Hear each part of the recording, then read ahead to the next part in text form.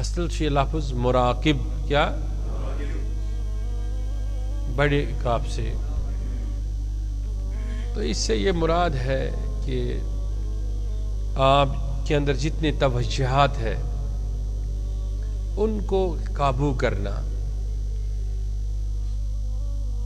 ان پر آپ کا اختیار ہونا. سمجھ گئے درویش فکری تو رہا، جیسے یہ ناصر ہے یا یہ درویش ہے، یمن چھُ پن قلب جاری مثال یا کش قلب جاری، یہ روان قلب، یہ محو ذکر من امس شنگت تھی امس دل سے ذکر کران، لیکن یتھے یہ بیوان جائے نماز پر تو اس کو ہزارہ خیالات آتے ہیں، گھر کا خیال، درد کا خیال، مشکلات، مصائب و آلام جو بھی اس کی طرف آئے. تو مراقبہ کیا ہے اصل میں کہ ان سب چیزوں کو ایک ساتھ قابو کرنا اور ان پر اپنے یار کا خیال ڈالنا. سمجھ گئے؟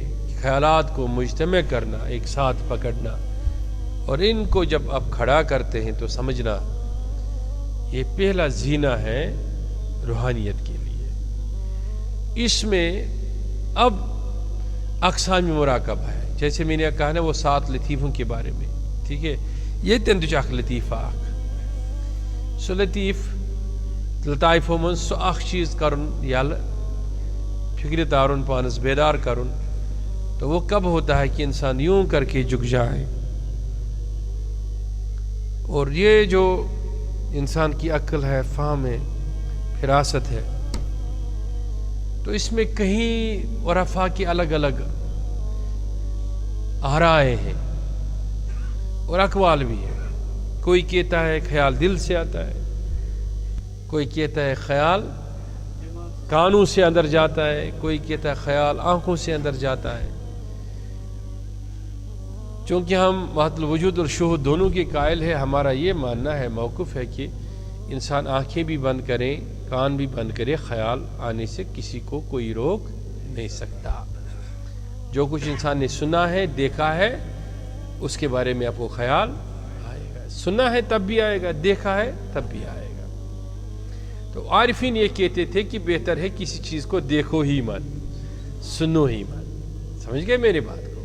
وہ کہتے تھے کہ اسی لیے وہ کہتے نا کہ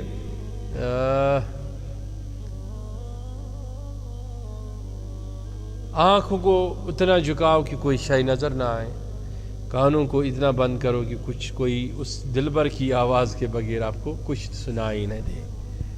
تو پہلے وہ اسی پر مشقت کرتے تھے، وہ گفاؤں میں چلے جاتے تھے، غاروں میں جاتے تھے، اور اپنے کانوں کو بند کرنے کے لیے، اپنے آنکھوں کو بند کرنے کے لیے، ٹھیک ہے. لیکن اب مادی دنیا ہے، ہمارے ہاتھ میں موبائل ہے، ہم دنیا کے نظارے دیکھتے ہیں، تصورات آ جاتے ہیں. تصورات سے کیا مراد ہے کہ ہم اب ایک آٹو میں بیٹھ گئے، ہم نے سفر کرنا ہے، بس میں بیٹھ گئے، جہاز میں بیٹھ گئے، کرنا تو سفر ہی ہے، مقصد ہے نا کسی جگہ جانا. لیکن وہ کسی ایڈورٹیزمنٹ ایڈ کے تحت کسی کمپنی نے اپنا ایڈ کیا ہے، ایک تصویر لگائی ہے کسی بھی شے کی، کسی بھی انسان کی، کسی بھی ہیرو ہیروئن کی. یہ خیال آئے گا نا، انسان نے دیکھا تو سیدھی سی بات ہے خیال آئے گا. تو خیال آنا، تصور میں آنا، یہ اصل میں روحانیت کے لیے موت ہے.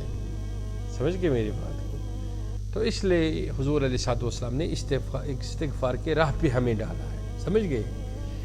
تو جب بھی کوئی خیال آئے تو اب آپ کہو گے کہ اس پر جدید دور میں آپ ہم کو کیسے بچنے کا طریقہ بتائیں گے. تو ہم کہیں گے کہ دنیا میں کوئی ہیرو ہے، ہاں، کوئی بھی انسان کتنا حسین ہو، خوبصورت ہو، کوئی شہر اتنا حسین خوبصورت ہو، لیکن میرے محبوب جیسا حسین کچھ بھی نہیں. تو اس تصور کو توڑنے کے لیے میرے محبوب کا تصور لازمی ہے.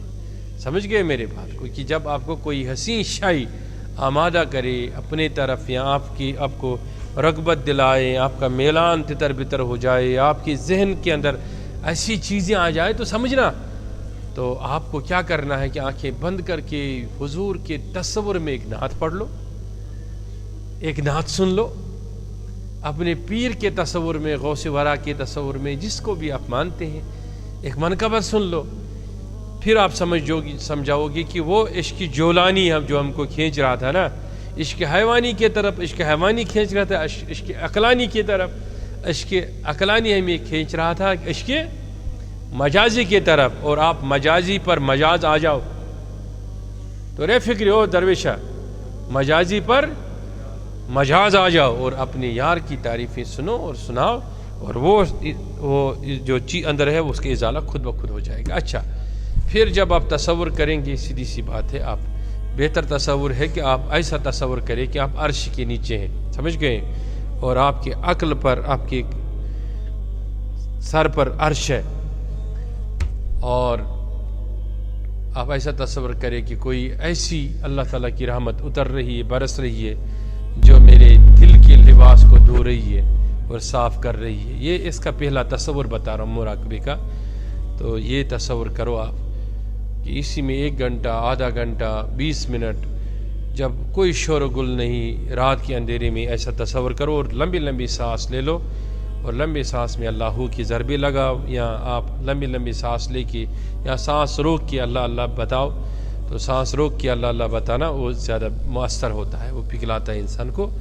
تو پھر 10 دن، 20 دن، 30 دن گزر جائیں گے، لیکن یہ ان کے لیے جنہیں اجازت ہوگا مراقبے کا، یہ ہر کسی کے لیے نہیں ہے، کیونکہ یہ بار بار لکھ رہا ہے، پچھلے مجلس میں بھی اس نے لکھا، تو اس لیے میں بتا رہا ہوں. ایک تو یہ، اگر کوئی کہتا ہے کہ میرا دل اس طرف راغب نہیں ہو رہا ہے، تو اس کے لیے ایک اور مراقبہ ہے، وہ مراقبہ موت کرے، جس کا ہم عام اجازت دیتے ہیں، کہ وہ ایسا تصور کرے کہ ہر کسی نے دنیا میں مرنا ہے، میں بھی مر رہا ہوں، اور تصور کرے مجھے موت آئی، میں نے مرنا ہے، کہ یہ ملک الموت تشریف لایا، اب میری روح کو کھینچنے والے ہیں، میری روح کو کھینچا گیا، میری لاش نیچے گر گئی ہے، اور بہت سارے لوگ اٹھا کے مجھے لے جا رہے ہیں، مجھے سلا رہے ہیں، مجھے غسل دینے کی کوشش کر رہے ہیں، مجھ پر پانی ڈالا جا رہا ہے، ٹھیک ہے، تو قبر کھودی جا رہی ہے، اب مجھے قبر میں لیا جا رہا ہے.